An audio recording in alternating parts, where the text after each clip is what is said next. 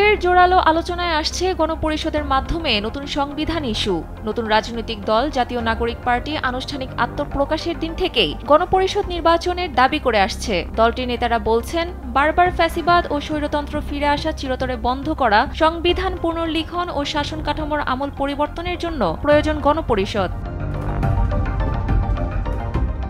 সেই গণপরিষদ নতুন সংবিধান তৈরি করবে এবং সেই সংবিধানের অধীনে হবে জাতীয় সংসদ নির্বাচন। তবে সব পক্ষ চাইলে জাতীয় সংসদ নির্বাচন ও গণপরিষদ নির্বাচন একসঙ্গেও হতে পারে। তবে এনসিপি নেতাদের এই দাবি ও বক্তব্যের কঠোর বিরোধিতা করেছে দেশের বৃহৎ রাজনৈতিক দল বিএনপি। দলটির হাইকমান্ড মনে করছে এই প্রক্রিয়ার ফলে জাতীয় সংসদ নির্বাচন পিছিয়ে যাবে, তাই তারা সবার আগে চায় জাতীয় সংসদ নির্বাচন।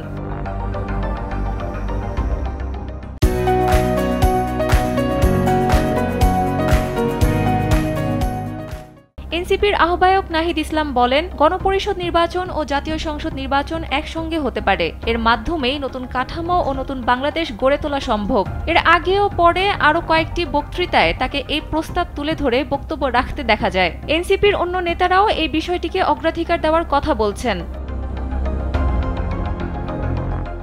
জানা গেছে, বিএনপির কঠোর বিরোধিতার পরও নতুন সংবিধান প্রণয়নের জন্য গণপরিষদ নির্বাচনের দাবিতে অটল অবস্থানে আছে এনসিপি। দলটির যুগ্ম আহ্বায়ক সারওয়ার তুষার কালবেলাকে জানান, বিদ্যমান সংবিধানের অধীন গঠিত পরবর্তী নির্বাচিত সরকার মূলত ফ্যাসিবাদী ব্যবস্থারই ধারাবাহিকতায় হবে। গণপরিষদ নির্বাচনের মাধ্যমে গৃহীত এবং গণভোটের মাধ্যমে অনুমোদিত সংবিধানের অধীনে পরবর্তী নির্বাচন হতে হবে।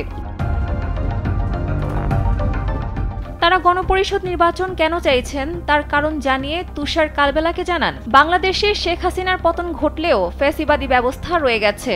এ ব্যবস্থা যতদিন পর্যন্ত আছে ততদিন সরকারে থেকে কাজ করা কঠিন হবে। এটি রাজনৈতিক দলগুলোর জন্যও ভালো।